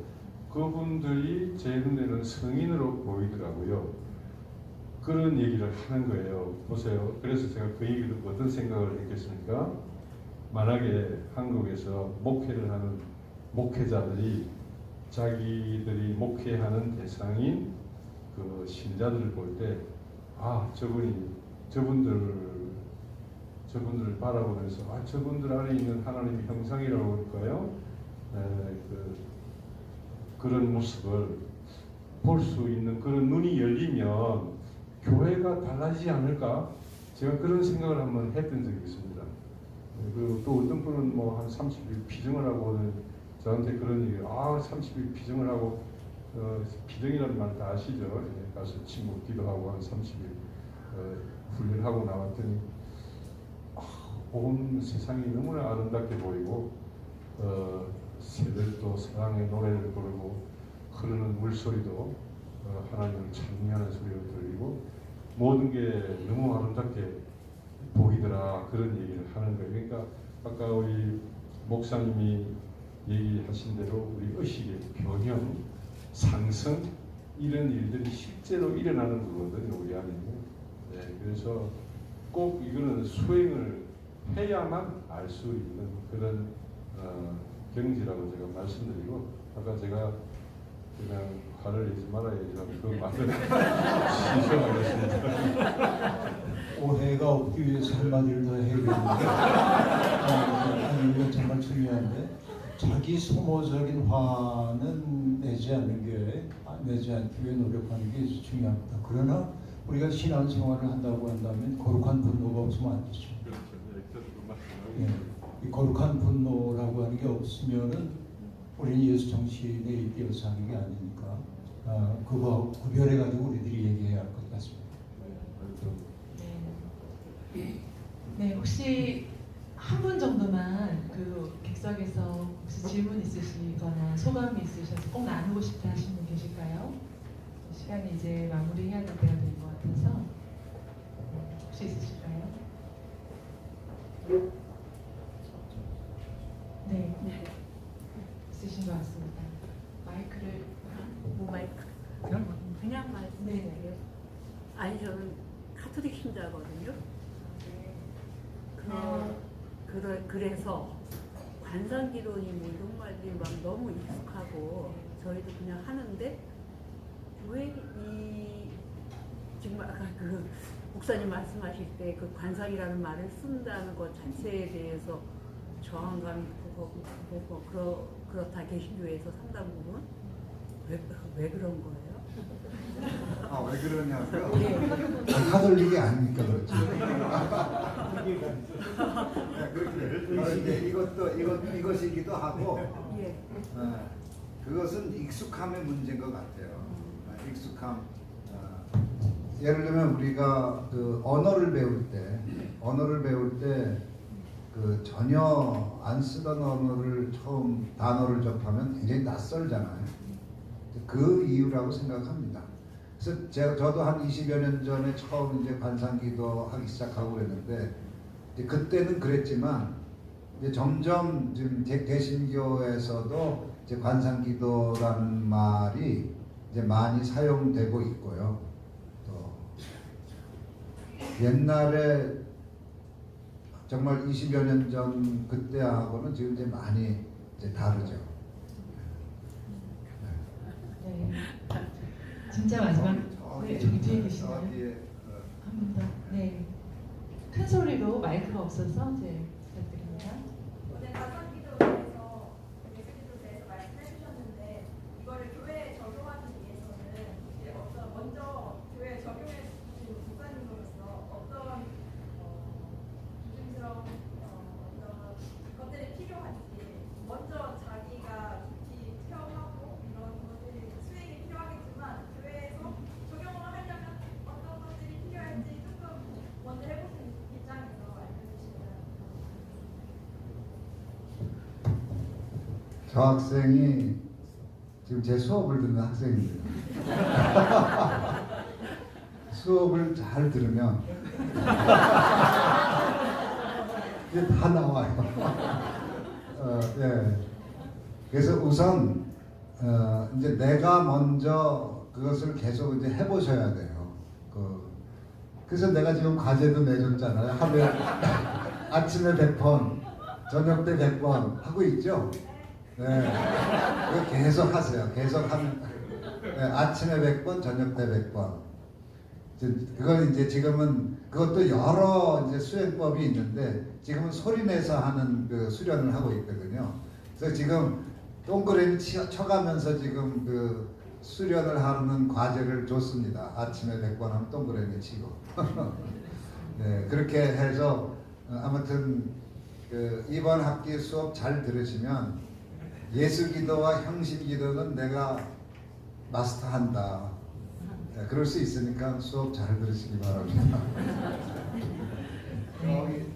예, 계속 질문이 나오는데요. 네. 저희가 만나뵈서 너무 반갑고요. 배우는 학생의 입장에서 제가 한 말씀 드리겠습니다. 학생이라고 하셨는데 제가 신학교 처음 갔을 때 한 학기를 딱 지나고 나서 잘못 걸렸구나 이런 생각을 했었거든요. 김희재 목사님 여기다가 그런 느낌을 말씀하셨더라고요. 한 10여 년 전에 우리 김기성 목사님하고 책을 읽을 때 한 몇 달 후에 이거 잘못 걸렸구나 이렇게 생각했거든요. 오늘 이민재 목사님 관상기도 뭐 3,000배 했다고 그러는데 또 잘못 걸렸구나 이런 생각이 들어요. 그래도 제가 잘못 걸린 걸 3번 연속 하면서 이 자리까지 오게 된 것은 주님의 은혜가 아닐까 생각을 하고요. 저도 학생들을 가르치는 입장에서 질문 좀 드리겠습니다. 일단 현존과 관상의 차이가 뭔지가 정확하게 안 들어와서 그거 단순하게 좀 질문을 해드리고 싶고요. 신화를 말씀하셨죠. 신실자의 대화자 신화를 말씀하셨습니다. 신화. 네. 육화에 대한 말이라 육화에 대한 말이죠. 그런데 그러면 신화가 초월적인 어떤 것을 얘기한다면 인간의 육체적 한계에서 어떻게 그런 신화의 과정을 느낄 수가 있나요? 어느 정도까지 그런 걸 경험해 주시나요? 뭐라고 설명을 해야 할까요?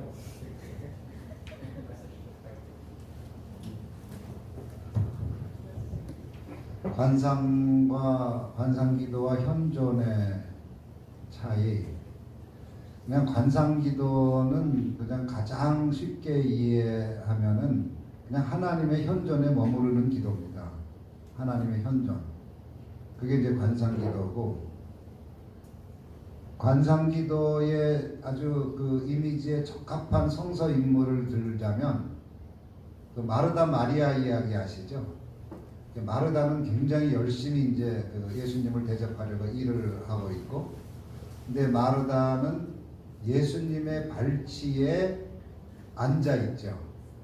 그게 예수님의 발치에 앉아 있는 게 그게 주님의 현존에 머무르는 상태거든요. 그게 관상 상태라고 이해하면 될 것 같아요.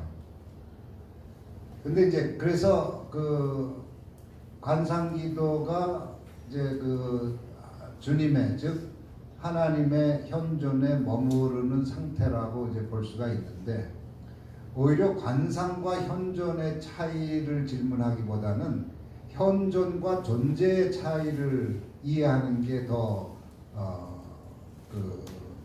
우선일 것 같아요. 이제 하나 예를 제가 자주 듣는 그 예 중에 하나가 이제 교실이 있는데 거기 선생님이 계시면 학생들이 조용합니다. 개구장이들도 아주 얌전한 척하고.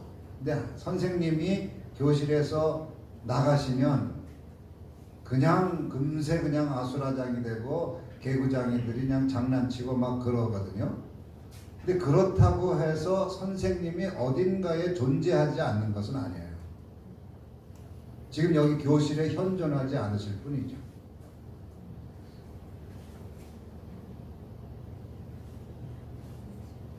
그래서 그 하나님의 존재를 믿는 것이 내 삶에 그렇게 큰 영향과 변화를 가져오지는 않습니다. 그래서 하나님의 현존 속에 하나님이 내 삶에 현존하셔야 되거든요.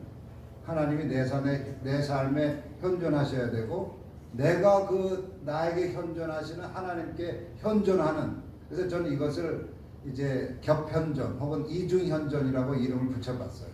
바로 이 이중현존이 바로 관상기도 혹은 관상상태고, 그게 바로 마리아가 보여주고 있는 그 기도의 예수님의 발치에 앉아있는 그 상황, 그것이 바로 그 이중현존 상태다. 그리고 이것이 바로 이제 관상기도요, 관상상태다. 이렇게 말씀을 드리겠습니다. 대답이 제대로 됐는지 모르겠는데 그냥 됐다고 여겨주시기를 바랍니다. 신화 또 주교님이 또 그거. 근데 신화는 이것까지 대답하면 시간이 굉장히 많이 걸릴 텐데요. 이건 그 신화는 그 정교회 영성의 공공 목표죠. 신화. 뭐 영어로 하면 deification, 그 신성화 되어 간다는 얘기인데, 이건 이제 베드로 사도도 그 하나님의 성품에 참여하는 자가 이제 되는 것에 대해서 말하고, 그리고 이걸 저런 질문은 참 대답하기 곤란해요. 얼마나 경험해 보셨습니까? 얼마의 신화, 어느 정도, 전 잘 모르겠고요. 제가 오늘 그 학생들한테 얘기할 때도 무슨 용어를 썼느냐 하면, 여러분 안에 신성이 있습니다, 이런 말을 하면은 현실감으로 다가오느냐. 사실 별로 그런 그 신성? 이건 나를 신성하다고 얘기할 수가 있어? 어떤 학생이 실제로 감히 제가 그런 말을 해도 되겠는지 모르겠습니다, 그러더라고요. 그러니까 그것을 신성이라는 것을 그렇게 어렵게 생각하지 말았으면 좋겠다. 우리 안에는 다 하나님스러움이 있다. 하나님스러움일 때도 많다. 대단히 많다. 언제 그러냐? 하나님의 속성을 내가 구현하거나 그 속성에 참여할 때, 만약에 하나님이 사랑이시라고 한다면 내가 사랑할 때가 얼마나 많습니까? 그러면 그때 나는 하나님스러워지는 거예요. 이 정도만 얘기할게요. 시간이 너무 많이 가서. 네, 이제 마무리해야 될 것 같은데요. 그래도 세 분 모시기 어려운 세 분을 한 자리에 모였는데 마지막 질문을 제가 드리고 싶습니다. 아까 주교님도 말씀하셨는데 예수 기도를 중보 기도로 사용할 수 있는 부분, 죄인인 우리를 불쌍히 여기소서가 개인의 차원이 아니고 저희 사회 공동체를 위한 기도로도 쓰일 수 있다는 게 저는 가장 인상적이었는데요. 우리가 만나는 이 관상의 경험이 사회적 영성으로 이어지기 위해서 저는 응답해야 되는 그 목사님이 나비의 꿈으로 이제 마무리하셨는데 세 분이 한국교회가 이제 따르고 응답해야 될 이 영성의 길에 대해서 마무리하시면서 한 말씀씩 해주시면 감사하겠습니다.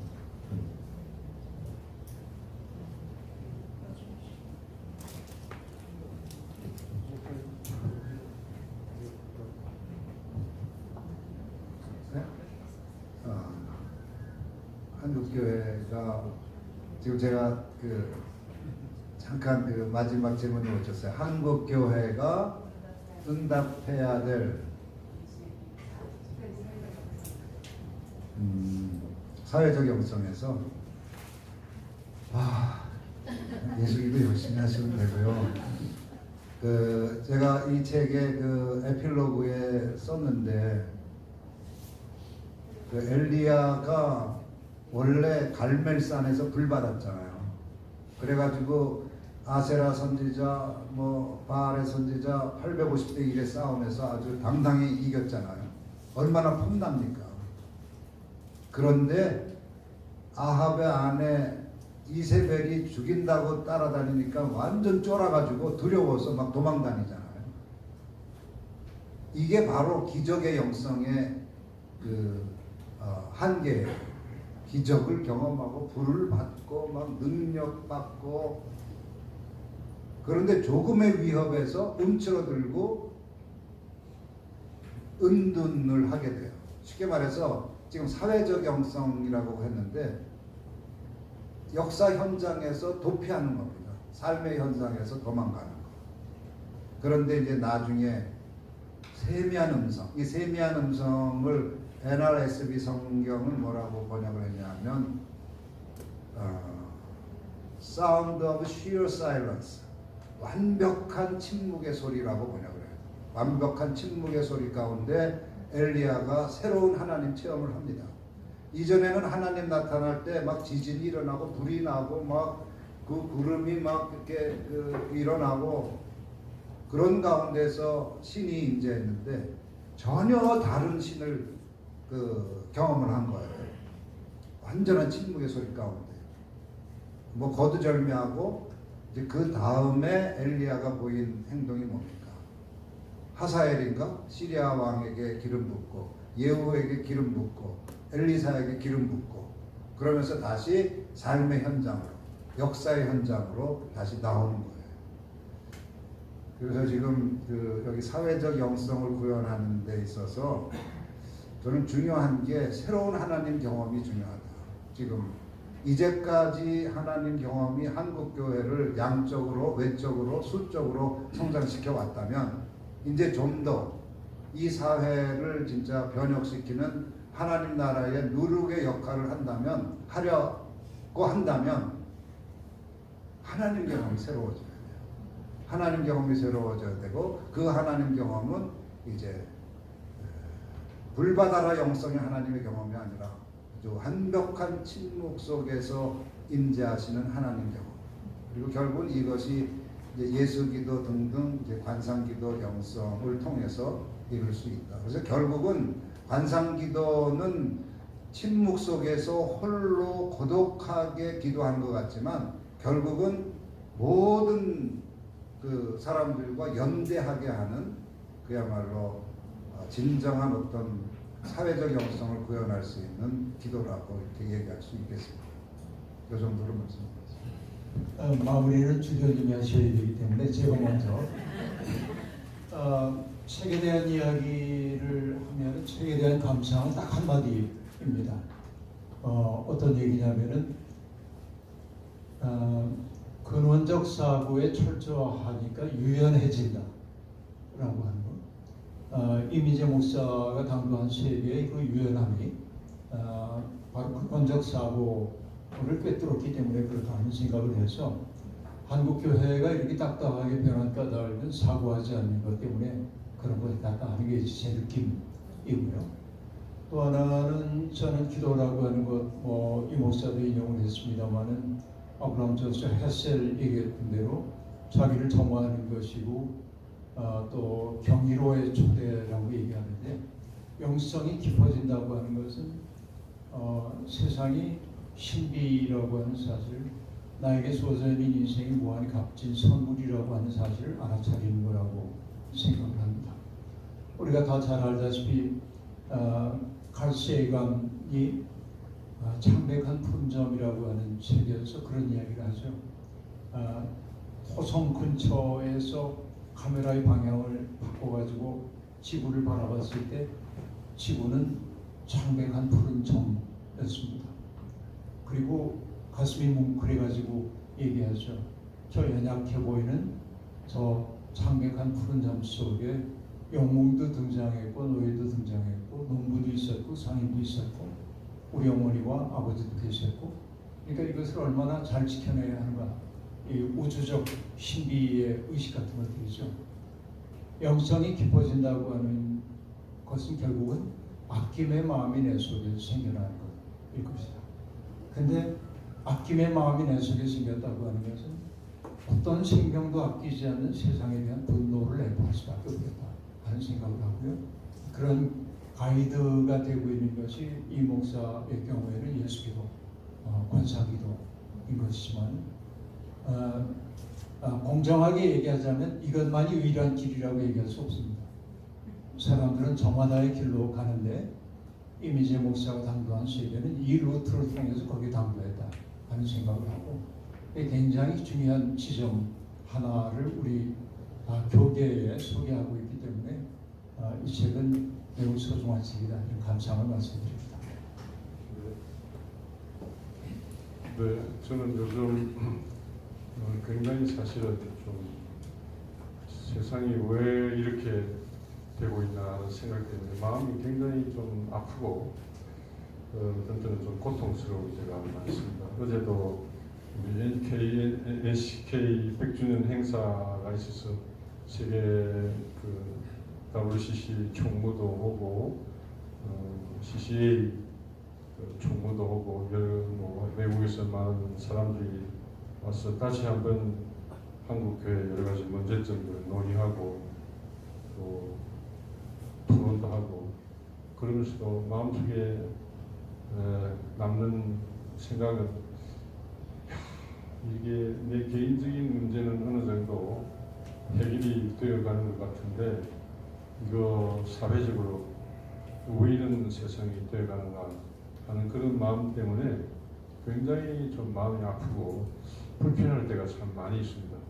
그래서 뭐 세계에서 뭐 유명한 분들이 와서 뭐 얘기를 하고 다시 통일을 찾고 평화를 찾고 뭐 분단된 조국의 현실에 대해서 논의를 하고 여러 가지 사회 문제를 논의를 해도 그런 논의 자체로 이게 해결이 될까 하는 그런 좀 절망적인 생각 때문에 가끔대로 그 희망을 못 쳐버릴 것 같은 그런 생각이 들 때도 가끔 있습니다.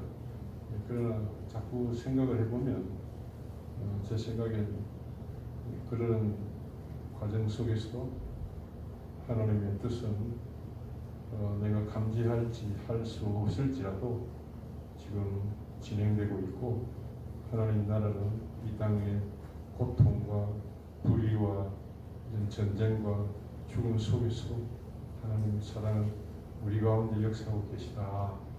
이제 그런 또 생각이 들어서 계속 소망을 가지고 살아가려고 노력하고 있고요. 그런 과정 속에서 예수 믿음은 저에게 좋은 그런 시사점을 던져준 것인데 하여간 소그룹으로도 모여가지고 우리가 자꾸 우리 의식을 변화시키고 새로운 작은 공동체를 만들어 나가면서 희망을 잃지 않고 주님과 깊이 연대하고 살아가는 그 길을 우리가 꾸준히 걸어가야 되는데 그런 가장 좋은 길 중에 하나를 소개하고 있다고 저는 생각을 합니다.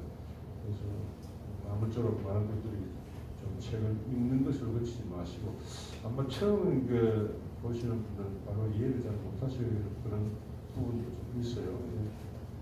여러 번 걸쳐서 읽으시고 자기 개인적인 문제를 넘어서서 공동체의 문제로 또 사회적인 문제로 점점 넓혀나가는 그런 길을 우리가 걸어갈 수 있지 않을까 하는 그런 소망을 또 저는 가지게 돼요. 그런 면에서 노동자들의 기도라고 하는 말은 제 마음속에 시사하는 바가 있어요. 고통받는 자들이 노동하면서 바칠 수 있는 기도가 아니면 그런 면에서 저는 희망을 가지고 다시 지금 기도를 새롭게 또 시작하려고 그러거든요. 아무쪼록 이렇게 참여해 주셔서 작은 그룹이가 또 모여서 새롭게 좀 나가셨으면 어떨까 싶습니다. 네, 세 분의 우리 스승님들에게 큰 박수로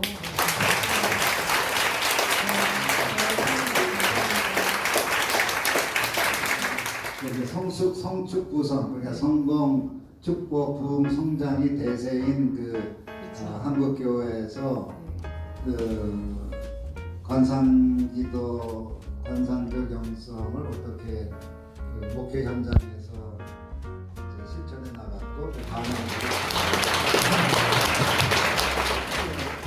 우리 목사 축하드립니다.